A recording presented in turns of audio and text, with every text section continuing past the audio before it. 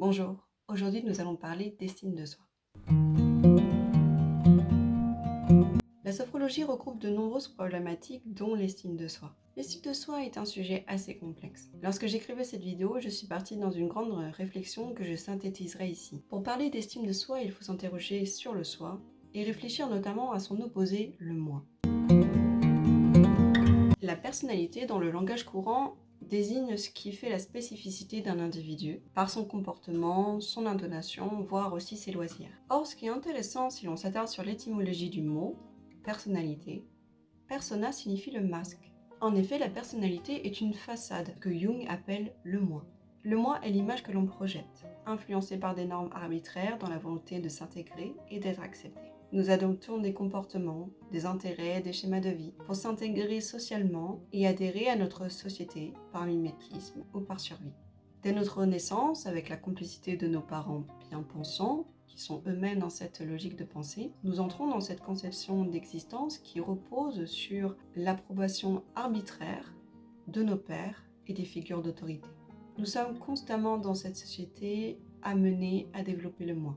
Aller à l'école, travailler, fonder une famille, s'enrichir serait source d'accomplissement et de reconnaissance, et donc de bonheur. Or, cette conception de vie crée une dépendance chez l'individu qui ne vit qu'à travers son moi, qu'il a entièrement intégré comme son image, son individualité, alors que tout repose fondamentalement sur l'approbation des autres et des figures d'autorité. Souffrir d'un manque d'estime, c'est le sujet de la conversation, est le symptôme de cette logique d'existence. Le moi dépend d'autrui, le soi se suffit à lui-même. Le soi est un terme inventé par Jung dans sa théorie qui représente l'ensemble de la psyché. L'équilibre de cet ensemble de conscience représente notre condition ultime. Accepter son soi, accepter son ombre, s'écouter, méditer, faire de l'introspection. Voici tous les ingrédients pour vous retrouver et vous révéler.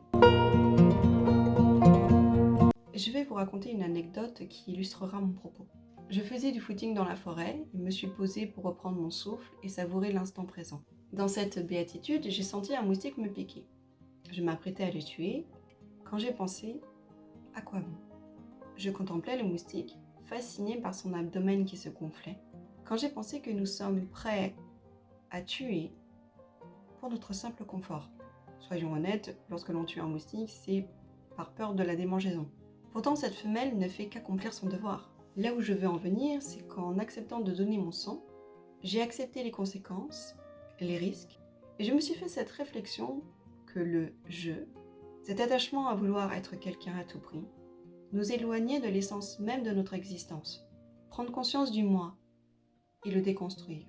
Prendre conscience du je et le déconstruire pour finalement être. Être, c'est vous libérer de ce manque d'estime de soi. À très bientôt.